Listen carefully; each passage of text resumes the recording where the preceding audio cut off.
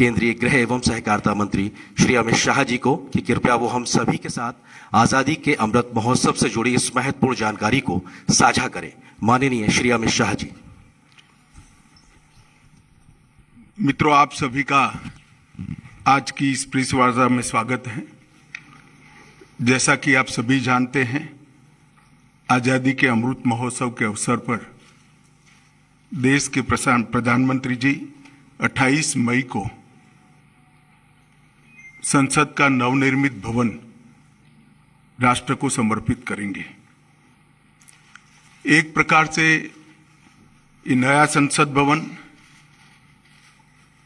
प्रधानमंत्री जी की दूरदर्शिता का प्रमाण है, जो नए भारत के निर्माण में हमारी सांस्कृतिक विरासत, परंपरा और सभ्यता को आधुनिकता से जोड़ने का एक सुंदर प्रयास है। इस नई संरचना को रिकॉर्ड समय में बनाने के लिए करीब करीब 60,000 के आसपास श्रम योगियों ने अपना योगदान दिया है। इस अवसर पर प्रधानमंत्री जी इस सभी श्रम योगियों का सम्मान भी करेंगे। इसके साथ साथ एक और महत्वपूर्ण घटना होने जा रही है, जिसकी आपको सूचना देने के लिए आज मैं यहां उपस्थित हुआ हूं। इस अवसर पर एक ऐतिहासिक घटना पुनरावर्तित हो रही है। एक ऐतिहासिक परंपरा पुनर्जीवित भी हो रही है। अभी स्क्रीन पर आप एक सुंदर वस्तु को देख रहे हैं। राजसी लगती है वस्तु, इसके पीछे युगों से जुड़ी हुई एक परंपरा छिपी है। इसको तमिल में सेंगोल कहा जाता है और इस शब्द का अर्थ संपदा से संपन्न और ऐतिहासिक है। आज मैं आप सभी को इसको साझा करने के लिए यहां पर उपस्थित हुआ हूं। यह एक हमारी बहुत पुरानी सभ्यता से जुड़ी हुई प्रथा है, जिसकी गहरी जड़ें देश की परंपराओं में समाहित है। आजादी के अमृत महोत्सव में प्रधानमंत्री जी ने जो कुछ लक्ष्य तय किए थे, उसमें एक लक्ष्य हमारी ऐतिहासिक परंपराओं का सम्मान और उसका पुनः जागरण भी था। ये सेंगोल उसी लक्ष्य की परिपूर्ति के लिए आज मैं आपके सामने इसकी इंफॉर्मेशन को लेकर आया हूं। ये घटना जुड़ी है आजादी की क्षण के साथ। 14 अगस्त 1947 की रात को एक बहुत महत्वपूर्ण ऐतिहासिक और अनोखी घटना ने आकार लिया था, जिसकी 75 साल के बाद आज देश के अधिकांश नागरिकों को जानकारी नहीं है। यह सेंगोल जो अभी आपने स्क्रीन पर देखा था, उसने हमारे इतिहास में एक अहम भूमिका निभाई है और ये सेंगोल अंग्रेजों से भारतीयों के साथ सत्ता के हस्तांतरण का एक प्रतीक बना था। इस घटना के ऐतिहासिक महत्व को जानने के बाद आप सभी को आश्चर्य होगा कि इतने सालों तक ये हमारे सामने क्यों नहीं आई। जब इसकी जानकारी प्रधानमंत्री जी को मिली, इस पर गहराई से विचार करने के बाद प्रधानमंत्री जी ने इसकी गहन जांच के आदेश दिए और फिर निर्णय लिया कि गौरवमयी प्रसंग को ध्रुव तारे के समान, परंपराओं के ध्रुव तारे के समान देश के सामने रखना चाहिए। इसीलिए हमारे नए संसद भवन के लोकार्पण के दिन को चुना गया। अब मैं थोड़ा इस घटना के बाद में आपको बताऊंगा। 14 अगस्त 1947 की रात को लगभग 10:45 पर पंडित जवाहरलाल जी के ने विशेष रूप से तमिलनाडु से आए हुए अधिनम से सेंगोल को स्वीकार किया था। उन्होंने इसे अंग्रेजों से भारत को सत्ता प्राप्त करने के प्रतीक के रूप में पूर्ण विधि विधान के साथ स्वीकार किया था। पंडित नेहरू ने 14 अगस्त की रात को अपने निवास पर कई नेताओं की उपस्थिति में सेंगोल स्वीकार कर सत्ता के हस्तांतरण की प्रक्रिया को एक प्रकार से पूरा किया था, जिनमें श्री राजेंद्र प्रसाद भी थे, जो बाद में हमारे राष्ट्रपति बने। ये घटना क्यों और कैसे हुई, हम सब जानते हैं कि सन 47 में भारत को आजादी देने का जब निर्णय हुआ, तब लॉर्ड माउंटबेटन को इस प्रक्रिया को निर्विघ्न समाप्त करने के लिए भारत के वाइसरॉय बनाकर भेजा गया। जब ये प्रक्रिया करने का समय आया, तब लॉर्ड माउंटबेटन, क्योंकि इंग्लैंड से आते थे, इनको हमारी सांस्कृतिक और पारंपरिक व्यवस्थाओं की जानकारी नहीं थी। उन्होंने पंडित जवाहरलाल नेहरू जी को ये प्रश्न किया कि ब्रिटिश से भारतीयों के हाथ में सत्ता का हस्तांतरण के प्रतीक के रूप में कौन सा विशिष्ट परंपरागत समारोह का आयोजन किया जाना चाहिए। पंडित जी भी कंफ्यूज थे। उन्होंने थोड़ा समय मांगा और कहा कि मैं साथियों से चर्चा कर आपको इसके बारे में जानकारी दूंगा। पंडित जवाहरलाल नेहरू जी ने चर्चा करने के लिए अपनी पसंदगी बहुत अनुभवी स्वतंत्रता सेनानी, दार्शनिक, भारतीय परंपराओं के जानकार, इतिहास के मर्मज्ञ ऐसे विद्वान सी राजगोपालाचारी पर नियुक्त की, जिनको हम राजा जी के नाम से जानते हैं। उन्होंने ये बात को राजा जी के सामने रखा। राजा जी ने अनेक पुराने ग्रंथों का अभ्यास कर, अनेक प्रक्रियाओं को स्टडी कर साम्राज्यों के समय में सत्ता के हस्तांतरण की प्रक्रिया का एक सटीक इतिहास रेखांकित कर इस सेंगोल की प्रक्रिया को चिन्हित किया और पंडित नेहरू को बताया कि हमारे यहाँ हमारी परंपरा में इस सेंगोल के माध्यम से सत्ता के हस्तांतरण की प्रक्रिया को अधिकृत किया गया है। और इस प्रकार ये प्रक्रिया तय हुई और पंडित नेहरू ने पवित्र सेंगोल को तमिलनाडु के अधिनम से स्वीकार कर अंग्रेजों से भारतीयों के हाथ में सत्ता के हस्तांतरण को आकार दिया। वही क्षण था जब पंडित नेहरू ने सेंगोल को स्वीकार किया, जब हम जिसको स्वतंत्रता कहते हैं, इसका सटीक क्षण था। इस अनुष्ठान का उद्देश्य इस तथ्य का स्वीकारीकरण है कि भारत में विदेशी शासन भारत के लोगों के पास एक ऐसी आध्यात्मिक प्रक्रिया से आई जो प्राचीन और भारत की सुदृढ़ परंपरा है। पंडित नेहरू ने इस अनुष्ठान के संपादन के लिए दक्षिण के मठाधिपति को स्वीकार कर आगे चले, जिससे पता चलता है कि उनका उद्देश्य भारत की भावात्मक एकता और आध्यात्मिक एकीकरण का था। सेंगोल के अर्थ और इतिहास में थोड़े डिटेल में जाते हैं तो सेंगोल का अर्थ बड़ा गहरा है। सेंगोल शब्द तमिल भाषा के सेम्मई शब्द से बना गया है। इसकी व्युत्पत्ति सेम्मई से आती है, जिसका अर्थ और भाव नीति परायणता से है।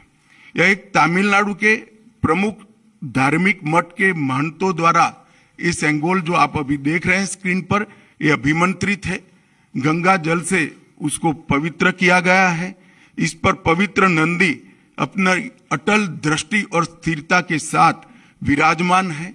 और ये जो सेंगोल है वो चोला साम्राज्य के समय से, मतलब 8वीं शताब्दी से चली आ रही हमारी अपनी भारतीय सभ्यतागत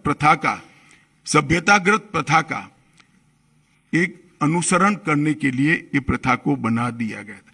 आप सभी जानते हैं चोला साम्राज्य सदियों से हमारे उपमहाद्वीप में एक महत्वपूर्ण साम्राज्य रहा, जिसने 21 राजाओं ने बड़े लंबे अरसे तक 800 साल से ज्यादा समय तक इस देश के एक महत्वपूर्ण हिस्से पर शासन किया। सबसे महत्वपूर्ण बात यह है कि सेंगोल जिसको प्राप्त होता है, इसके पास से न्यायपूर्ण और निष्पक्ष शासन की अपेक्षा रखी जाती है और एक प्रकार से न्यायपूर्ण और निष्पक्ष शासन करने का आदेश उसको मिलता है, जिसे तमिल में आणई कहते हैं। और इस सेंगोल को प्राप्त करने की घटना को आजादी के समय विश्व भर के मीडिया ने इसका जिक्र भी किया है, इस पर वृत्तांत भी प्रकट किए हैं। टाइम मैगजीन ने बहुत ज्यादा ग्राफिक्स के साथ इसको रिपोर्ट किया। भारत के भी सभी अखबारों ने इसको यथोचित सम्मान दिया था। आप सेंगोल की वेबसाइट पर मीडिया रिपोर्ट की एक फिल्म भी बाद में देख सकते हैं। 1947 अगस्त के बाद सेंगोल सबकी आंखों से ओझल हो गया, इसको भुला दिया गया, मगर एक विद्वान और पूजनीय सम्माननीय व्यक्ति ने इसको आजादी के 31 साल के बाद 15 अगस्त 78 को परमाचार्य श्री चंद्रशेखर सरस्वती स्वामीगल ने अपने अनुयायी डॉक्टर B.R. सुब्रमण्यम को सेंगोल वृत्तांत का वर्णन किया, जिसको डॉक्टर सुब्रमण्यम ने अपनी किताबों में उचित स्थान देकर उल्लेखित किया है। तमिल मीडिया ने भी परमाचार्य की चर्चा को प्रमुखता से जगह दी और उसे जीवित रखा है। हम सब परमाचार्य के इसके लिए कृतज्ञ हैं। दिलचस्पी की बातें हैं कि तमिलनाडु सरकार ने भी इस भूमिका को गर्व के साथ प्रकाशित किया है। यह 2021-22 का HR&CE पॉलिसी नोट जो अभी आप स्क्रीन पर देख रहे हैं उसमें दर्ज है। इस पर पैरा 24 में इसकी प्रक्रिया को ढंग के साथ वर्णित किया गया है। हमारी सरकार का मानना है कि इस पवित्र सेंगोल को किसी संग्रहालय में रखना अनुचित है। सेंगोल की स्थापना के लिए संसद के भवन से अधिक उपयुक्त और पवित्र और उचित स्थान कोई हो ही नहीं सकता। इसलिए जब संसद भवन का देश को समर्पण होगा, उसी दिन आदरणीय प्रधानमंत्री नरेंद्र मोदी जी बड़ी विनम्रता के साथ तमिलनाडु से आए हुए अधिनम से सेंगोल को स्वीकार करेंगे और अत्यंत आदरपूर्वक माननीय लोकसभा के अध्यक्ष के आसन के समीप सम्मान के साथ इसको स्थापित करेंगे।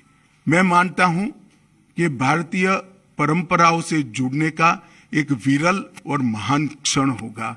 नए भारत को हमारी परंपराओं के साथ, हमारे इतिहास के साथ और हमारे अध्यात्म के साथ उसी क्षण से एक नया अनुसंधान होगा। सेंगोल की स्थापना 1947 की भावनाओं को फिर से एक बार अविस्मरणीय बनाएगी। यह सेंगोल जो है असीम आशाएं, अनंत संभावनाएं और एक मजबूत, स्वतंत्र और समृद्ध राष्ट्र के निर्माण का संकल्प है। यह अमृत काल का प्रतिबिंब होगा जो भारत को अपने विश्व में यथोचित स्थान ग्रहण के लिए गौरवशाली क्षण का साक्षी बनेगा। यह ऐतिहासिक योजना अधिनियम के अध्यक्षों से विचार विमर्श कर बनाई गई है। यह सभी 20 अधिनियम के अध्यक्ष इस शुभ अवसर पर उपस्थित रहेंगे, जो प्रधानमंत्री जी को सेंगोल अर्पण करेंगे। और इस पवित्र अनुष्ठान की पुनःस्मृति में अपना आशीर्वाद भी प्रदान करेंगे। इसके लिए मैं उनके प्रति आभार व्यक्त करता हूं। और एक बहुत हर्ष की बात है कि 14 अगस्त 1947 की प्रक्रिया में जो स्वयं उपस्थित थे वो 96 साल के वुमिंडी बंगारू चेट्टी भी इस कार्यक्रम में सम्मिलित होने वाले हैं। उनका आशीर्वाद भी इस कार्यक्रम को मिलेगा। यह घटना का दूरदर्शन और दी हुई लिंक से सभी मीडिया के माध्यमों से जीवंत प्रसारण देश भर के दर्शकों के लिए, नागरिकों के लिए भी होगा। और अब हम एक डिटेल फिल्म ये पूरी प्रक्रिया पर सांस्कृतिक विभाग ने बनाई है, इसको देखेंगे।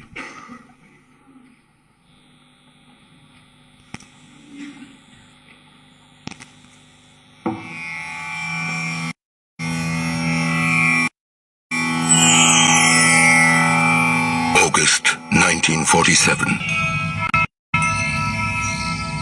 Madras Presidency, Tamil Nadu. A group of people were preparing for the trip of their lifetime.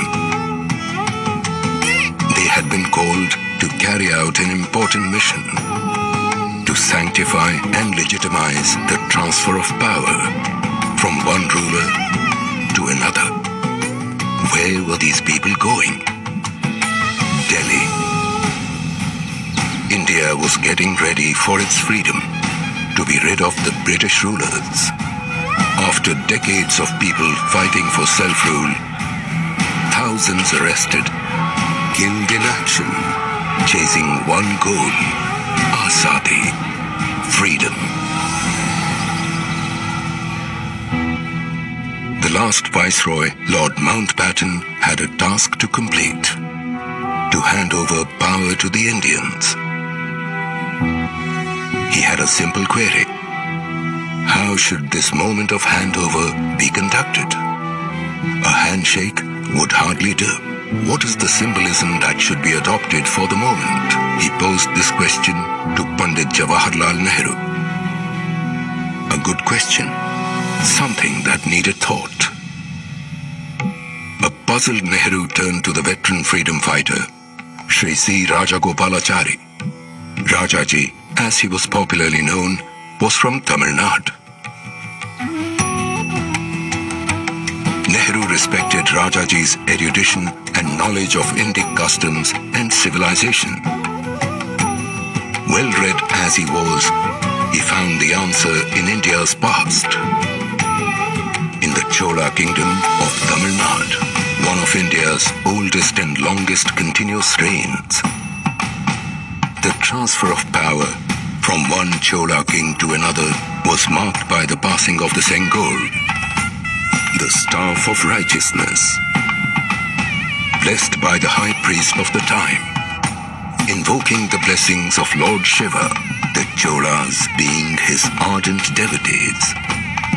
Worship continues in their 1,000-year-old temples to this day. Rajaji recommended that a similar ceremony and symbolism be followed. Nehru accepted this. Rajaji wasted no time in contacting the leading dharmic mutt or monastery, the Thiruvadurai Adinam, established over 5 centuries prior, located in the heart of Chola land, functioning to this day. The then seer 20th Guru Maha Sannidhanam, Srila Sri Ambalavana Desika Swami, who was ailing at the time, accepted the task. He commissioned the making of the Sengol with famous jewelers, Bummidi Bangaru, in Madras. On top of the Sengol was Nandi, symbolizing strength, truth, and righteousness. Recalling the making of the Sengol, 96-year-old Shri Bhumidi Ettirajulu. ஆதீனம் அவர்கள் எடுத்துட்டு வந்து செய்ய வேண்டும் என்று யாரோ சொன்னார்கள் வந்தார்கள். Drawings எல்லாம் காட்டி it was round thing with எல்லாம் போல் இது மாதிரி செய்ய வேண்டியிருக்கு. இது நல்ல பெரிய இடத்துக்கு போகுது, ஜாகிரதையாக செய்யணும், நல்லா செய்யணும். தென் give the order. was made of silver with gold coating. I was very happy to be associated with the making it. Indian people supervised it. இன்னும் நமக்கே சுதந்திரம் வந்துடுத்து அந்த சந்தோஷத்தில் இருந்தோம். அதுக்காக செய்ய வேண்டிய ஒரு செங்கோலை ஆதீனம் அவர்கள் நமக்கு கொடுத்ததில் மிகவும் சந்தோஷம். The Holy Seer directed his deputy, Srila Sri Kumaraswamy Tambiran, the Adinam's Oduvar, special singer Manikam, and Nadaswara Vidwan T.N. Rajaratnam Pillai to conduct the proceedings. The delegation was flown to Delhi on a special flight. On the night of August 14, 1947, Srila Sri Kumaraswamy Tambiran gave the Sengol to Lord Mountbatten.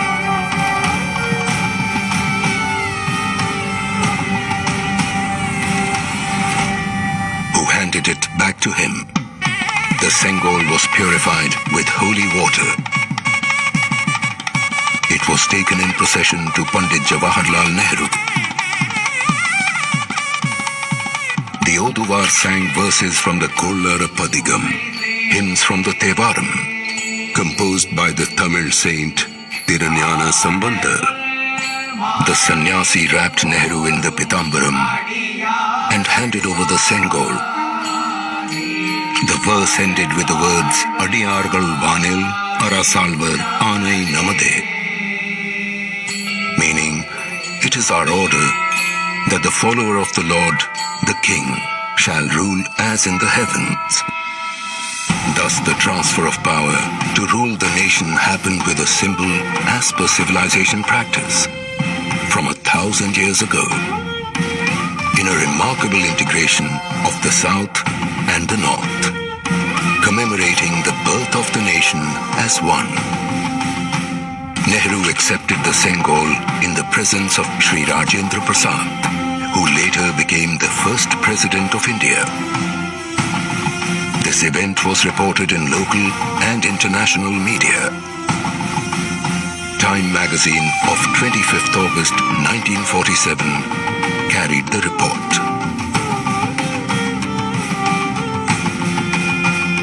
Pandit Nehru thereafter went on to deliver his famous address at the midnight hour of August 14th, 1947.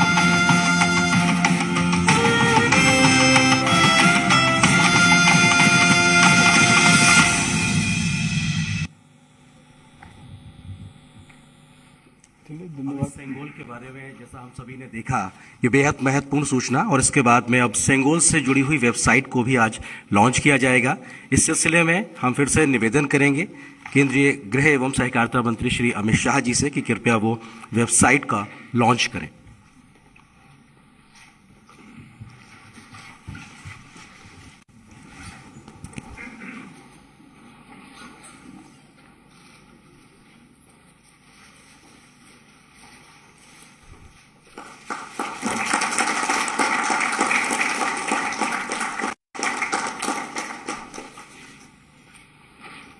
बहुत बहुत धन्यवाद, शुक्रिया माननीय गृह एवं सहकारिता मंत्री जी इस महत्वपूर्ण कार्यक्रम के बारे में जानकारी देने के लिए, वेबसाइट लॉन्च करने के लिए।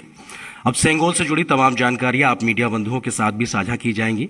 आप मीडिया बंधुओं को उपलब्ध कराई जाएगी जानकारी में सेंगोल के बारे में प्रेस विज्ञप्ति, मीडिया डॉकेट, पृष्ठभूमि के बारे में जानकारी, अक्सर पूछे जाने वाले प्रश्न यानी FAQs। इसके अलावा सेंगोल के आधीनमों और स्वर्णकार श्री बुम्बीडी जी के प्रवास की जानकारी भी दिल्ली के बारे में वो आपको उपलब्ध कराई जाएगी। और आज की इस प्रेस वार्ता में माननीय गृह मंत्री जी द्वारा सेंगोल के बारे में शुरुआती जानकारी साझा करने के बाद अब आप मीडिया बंधुओं से कुछ सवालों को भी आमंत्रित किया जा रहा है।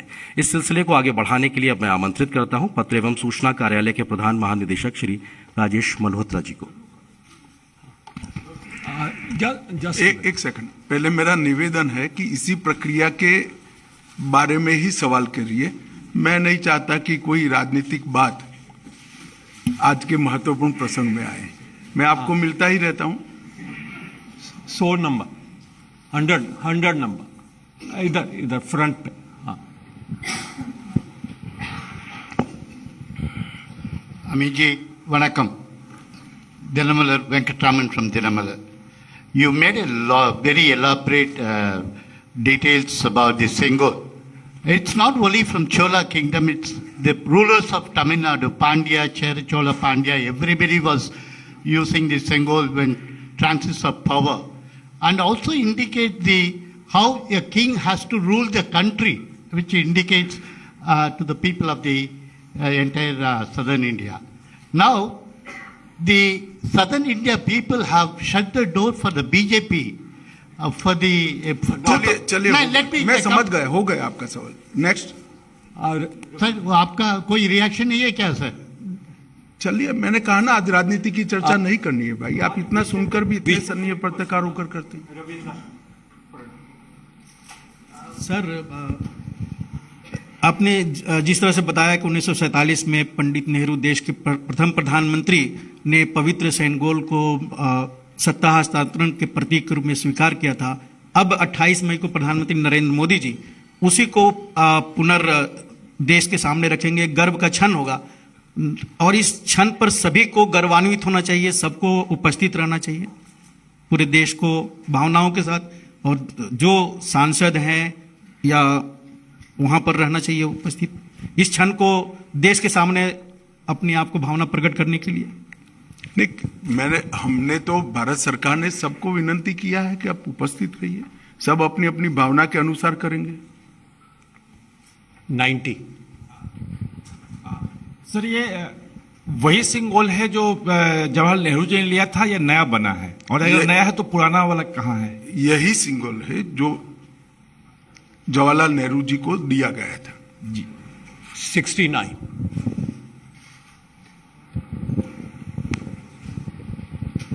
सर, जैसा आपने कहा कि यही सिंगोल है जो 1947 में दिया गया था, लेकिन ये अब तक था कहाँ और क्या पिछली सरकारों ने इसको खोजने की कोशिश किया या फिर पार्लियामेंट में लाने की कोई भी कोशिश की? इलाहाबाद के संग्रहालय में था, वहां स्थित था, उसको वहां से यहां लाया गया है. 125.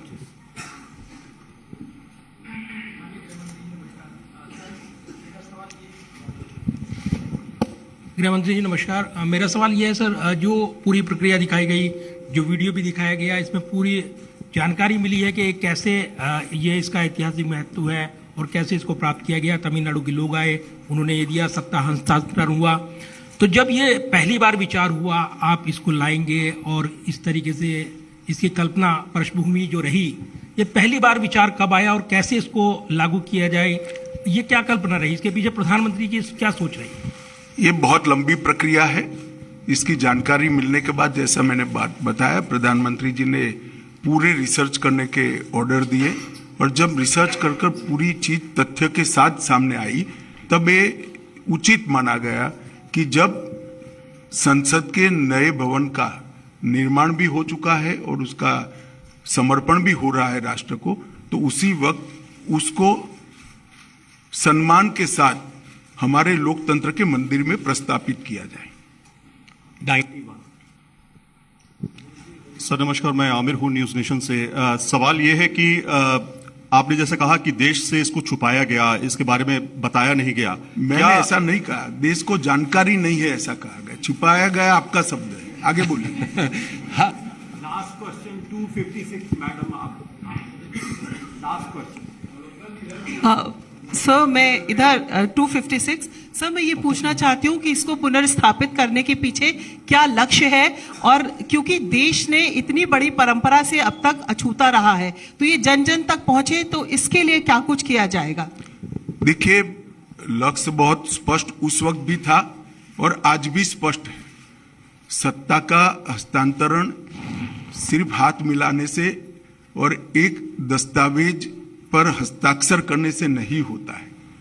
सत्ता का हस्तांतरण तब होता है जब सत्ता यहाँ की परंपराओं से चलेगी, यहाँ की परंपराओं के साथ जुड़ी रहेगी और हमारी संस्कृति के आधार पर, इसके मूल ढांचे पर नई आधुनिक जरूरियातों को ध्यान में रखते हुए चलेगी.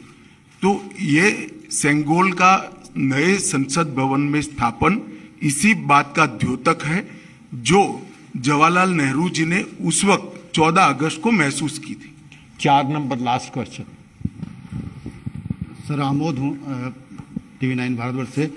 एक जो संगोल के हस्तांतरण की प्रक्रिया थी और इसको ले जाकर म्यूजियम में रख दिया गया था, अब इसको पुनर्स्थापित करने की कोशिश जो की जा रही है, लेकिन इसको पुनर्स्थापित करने से क्या आपको लगता है कि जो इसको एक नया लोगों को जानने का मौका मिलेगा संगोल के बारे में, और जो अभी आज के डेट में राजनीति की जा रही है संसद भवन को लेकर, उसको थोड़ा कम बल मिलेगा इससे? देखिए, सेंगोल को किसी राजनीति से नहीं छोड़ना चाहिए। यह एक भाव का प्रतीक है कि शासन न्यायपूर्ण तरीके से चले, नीति के अनुसार चले और कर्तव्य के रास्ते पर चले। और वो संसद में सेंगोल को स्थापित करने से हमेशा ये संदेश हमारे लोकतंत्र के लिए समग्र जनता में और जनता के प्रतिनिधियों के बीच में जाना है। ये इसके पीछे भाव है। राजनीति अपनी जगह पे चलती रहती है। गृहमंत्री जी, इसी से जुड़ा मेरा सवाल भी है कि जब संगोल को वैदिक रीति रिवाज के हिसाब से स्थापित किया जाएगा, प्रधानमंत्री जी के उद्घाटन करने पर विपक्ष इतना विरोध कर रहा है, तो इसको स्थापित करने पे कैसा माहौल होगा? क्या? प्रधानमंत्री नरेंद्र मोदी जी के उद्घाटन करने को लेकर जब विपक्ष बायकॉट कर रहा है इस कार्यक्रम का, तो जब आप इसे वैदिक रीति रिवाज के हिसाब से स्थापित करेंगे तब कैसा हाल होगा? नहीं, इसमें मैंने पहले ही किया कि राजनीति को इसके साथ मत जुड़िए। एक बड़ी भावात्मक प्रक्रिया हमारी पुरानी परंपराओं से नए भारत को जोड़ने की, इसको इतने ही सीमित अर्थ में देखना चाहिए। राजनीति अपनी जगह पे चलती है और सब अपनी अपनी क्षमता से, सोचने की क्षमता के अनुसार रिएक्शन भी देते हैं और काम भी करते हैं। बहुत बहुत शुक्रिया धन्यवाद। तमाम मीडिया बंधुओं का। हम धन्यवाद अदा करेंगे माननीय गृह एवं सहकारिता मंत्री जी का, केंद्रीय संस्कृति पर्यटन और